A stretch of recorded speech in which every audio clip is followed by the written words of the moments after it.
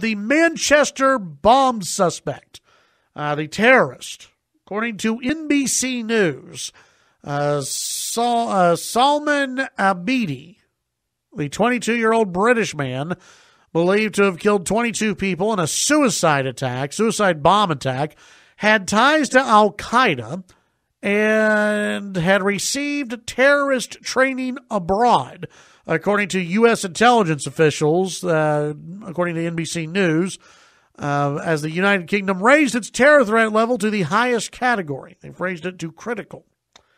U.S. intelligence official who has direct knowledge of the investigation said Abedi, whose family is of Libyan descent, was identified by a bank card found in his pocket at the scene of the explosion after the Ariana Grande concert at Manchester Arena. The identification was also confirmed by facial recognition technology. Abedi had traveled to Libya within the last 12 months, one of multiple countries that he had visited, the official said. And while he had clear ties to Al-Qaeda, Abedi could have also had connections to other groups. Even members of his own family had called the British authorities and said, hey, this guy is dangerous. That, according to the intelligence official. When I read this last night, and I posted it on Facebook, if you know the guy has traveling and training with terrorists, why do you even let him set foot back on for British soil? Why let him walk around freely? I would be just fine with the United States. And we've had these people. We have had people who have gone and trained with ISIS. We have had people who have gone and trained with Al-Qaeda, and we welcome them back into the United States. Now, we hope that the FBI is watching them. We hope that that authorities are keeping tabs on these folks. But we also know that's not always the case. We also know that doesn't always work. It doesn't seem like this guy was under a lot of surveillance. He was able to build a bomb. He was able to transport that bomb. He was able to walk into a crowd and blow himself up. This guy should have, if nothing else, this guy should have been monitored the entire time. I would say this guy, he's you go and train with Al-Qaeda, you go and train with ISIS, you go to a terrorist training camp, you're an enemy of the state at that point. You're an enemy of the state, you're an enemy combatant, and we should be able to take you down. I know we get into a slippery slope type of argument here. And I know that there are some who have had issues when, and even Barack Obama got into some trouble on this one. People were upset with Barack Obama when he would use a drone to kill U.S. citizens who had joined ISIS. Let me tell you something. You join ISIS, I'm okay with us droning you. It's might be the only thing that with Obama, I agreed and I applauded him for, the use of drones. You join the enemy. Your goal is to take down this nation. Your goal is to kill U.S. citizens, or in this case, British citizens. Your goal is to turn against your country. We are at war. You join the other side. You have, in my opinion, you forfeited your rights. You don't get to step foot back on U.S. soil and just freely walk around. No. You're somebody who goes to Libya. You're someone who goes to Yemen. You start training. And we know. The U.S. government knows. They're watching. The British government, they knew about this guy. When his own family members are calling British intelligence and saying, hey, this guy's dangerous. You may want to watch him. At that point, take him down, detain him. For me, it has to be a wake-up call. And I've already seen the articles out about how, hey, we got to be careful on how far we go here. We've got to be careful on this one. This is just the new normal. No, it can't be the new normal. We can't get used to this. We can't just sit back and go, well, this happens. Terrorism happens. Let's move on. We've got to wake up. And I'm with Trump on this when he says all civilized nations, we need to unite on this. And he stopped short of saying this is a world war, but it's got to be said by some leader that we're in a world war. We're in a world war against an ideology set out to kill us. And so many times it seems our answer to the threat, our answer to this ideology is, well, let's just raise the threat level. Let's just search a few more bags. You know what? You can search all the bags you want. I was driving around yesterday afternoon, and I got a chuckle out of it with when Pratt said, "Did you hear him talk about this?" It was like, there hasn't been someone with a Gucci bag that's blown up anything. They're not walking in. They're real nice handbag, ladies' handbag. They're not walking in. No, you're worried about this guy. He's got a bomb on him. That's who you're worried about. But you do. The answer, it seems, so many times is, hey, let's give everybody the false sense of security. Let's make everybody feel better. Yesterday, Fox did a report outside of Yankee Stadium. And Fox said, well, what are they doing? What are police doing to step up security? Well, they've put a few more barriers out, and there's a few more cop cars. Okay. At some point, we have to stand around and say, okay, listen, there's nothing added security can do. There's not much at an event. There's not much we can do. However, on the intelligence side of things, there's a lot more we can do. On the military side, there's a lot more we can do. The answer is always, let's make it harder for everybody else, the normal, regular people, the law-abiding citizens who just want to get into an arena, just want to get into a stadium. Let's make it harder for you. Jones Stadium, Texas Tech football. Let's make it a pain in the butt for you to go to a football game now. Ladies, you can't take your bags in. You have to buy a clear bag now in order to take it in. If your little seat that you take, your little mobile seat, what are the seat backs? You take that, it's a little too wide. We can't let you in because that could be a bomb or something.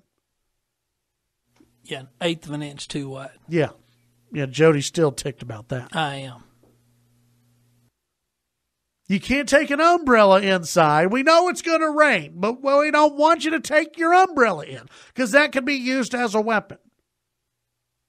But folks, if somebody wanted to strap something onto themselves and walk inside that stadium, there's nothing preventing them. There's nothing stopping them. You don't have to walk through X-ray. You don't have if you got a lot of people who are out partying beforehand, tailgating, there's nothing to prevent that. We have to do more on the intelligence side of things. Maybe that means, I'm going to offend somebody. I'm going to get an email. Maybe it means profiling. Donald Trump brought up monitoring some neighborhoods, and everyone freaked out going, oh my gosh, that's profiling. Guess what? Police already do that. There are already some neighborhoods that are heavily monitored compared to others. We got to change our way of thinking if we're going to deal with this. We'll be right back. Chad Hasty Show News Talk, 95.1 FM, 790 AM KFYO. All right, let's see. The British Prime Minister, Theresa May, echoed the warning in raising the country's threat level from severe to critical, saying Tuesday that a further attack may be imminent. Officials are concerned because this guy apparently, I think they pretty much think he was not acting alone. They've arrested some other suspects, I guess you could say, people they want to talk to, people they're interested in talking to. One official said they're concerned that Abidi could have been part of a terrorist cell, the extent and allegiances of which remain unclear. A follow-up attack is possible. And ISIS tweeted out a deal about, possible car attacks where, using cars as weapons. The London mayor, himself a Muslim, Sadiq Khan, told residents to expect to see armed officers and military personnel on the streets. Quote, they are here to help our police service to keep us safe and guard key sites. And, British have deployed the military to some places. Overall, we just have to think about this in a different way, I think. The last 8 years, we tried the appeasement route. We made everything harder for law-abiding citizens, right? The clear bags at football games, the longer lines to get into, which I saw a great article about all these long lines that you have now to get into a sporting event or to get into a concert. It's all because of added security to get in, right? And the article was, doesn't that make it a tempting place for a terrorist to go, where you have long lines outside and all they have to do is walk up, press a button or do whatever, and boom. The questions that have been asked the last 48 hours have been, what can we do here? What can we do? There was a story here locally about the United Supermarkets Arena. What can the United Supermarkets Arena do to increase security? We may be at the point where you can't do that much more. There's always going to be a line. There's always going to be a point of entrance. There's always going to be soft targets. Maybe it's time to start looking at how we do intelligence gathering.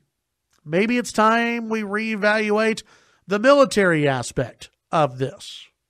That might be where we go next. It might be where we have to go, because I don't know how you stop a guy who just walks into a crowd and blows himself up. You can't have security everywhere. Chad Hasty Show, KFYO. We'll be right back. All right. Let's see. The latest from the New York Times here on the bombing suspect. He recently dropped out of college, according to the New York Times.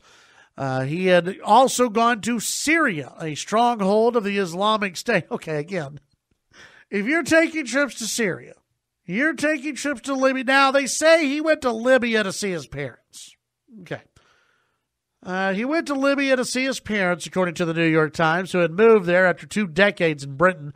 Portrait of Salman Abidi, the 22-year-old who carried out Britain's deadliest terror attack since 2005, quickly began to come into focus on Wednesday as investigators raced to track down what police called his network.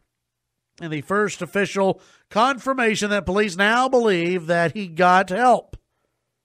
Mr. Abidi's parents in Libya had become worried about his radicalization. They had called the British, warned them.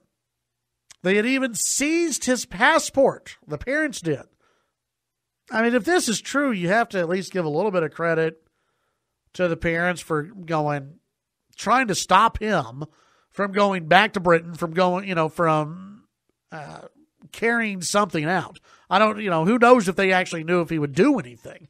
But they were so worried that they tried to stop him from leaving Libya. They wanted to keep him in Libya because they feared what he was going to do if he went back to England. Yeah, that's a clue when the parents are calling the authorities on you, on their own son, for crying out loud. And we've heard this before. We've heard this before with, was it Orlando maybe? I think that's right, yeah. Where you had family members who called authorities and said, hey, you need to check this guy out. And I think the FBI had checked him out. I think that was the story. The FBI had checked him out, did not see that he was radicalized, and then they let him go. And here, you had the family in Libya calling up the British and going, hey, this guy's dangerous. He's our son, but we want you to know he's dangerous. He had told his parents he wanted to visit the holy Saudi city of Mecca, so they returned his passport, but instead of flying to Saudi Arabia, he returned home, according to a friend. On Monday night, he set off the improvised bomb as fans were leaving the pop concert by the American singer Ariana Grande. The explosion killed 22 people, including a police officer and an 8-year-old girl, wounded dozens of others, 20 still in the hospital with serious injuries on Wednesday. Britain's Home Secretary Amber Rudd on Wednesday said it seems likely, possible, that he was not doing this on his own. You know, there are going to be questions about, do you raid the mosque? Manchester, by the way, I saw this, I think it was yesterday. Manchester, do you remember the two, I think it was two. The two British girls who had joined ISIS? They were from the same area as this guy. Same area. The two British girls, they had decided to join ISIS. And so they left England to join the terror organization. Then they had regrets. Months later they had regrets, and they tried to return, but they were killed in airstrikes and whatever else. So they did not return home. But it seems as though something bad is happening in Manchester, which you gotta. At that point, I think you have to do more surveillance. You have to bring that out. You have to, do you raid the mosque?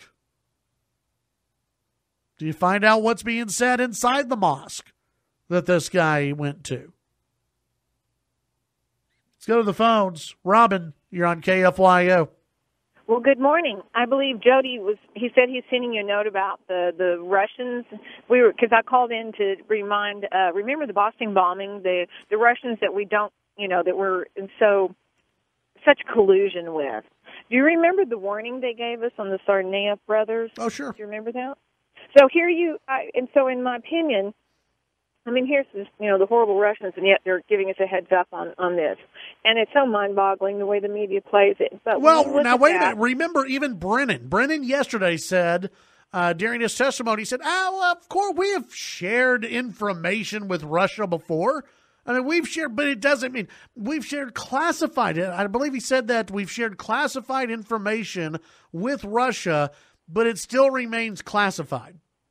Mark Levin was losing it last night, going, how can you say that you give classified information to Russia and it's still classified? You think Pooty Poot isn't going to go out and give it to everybody else? So, listen, we exchange information with Russia. Russia exchanges information with us, too. It goes on.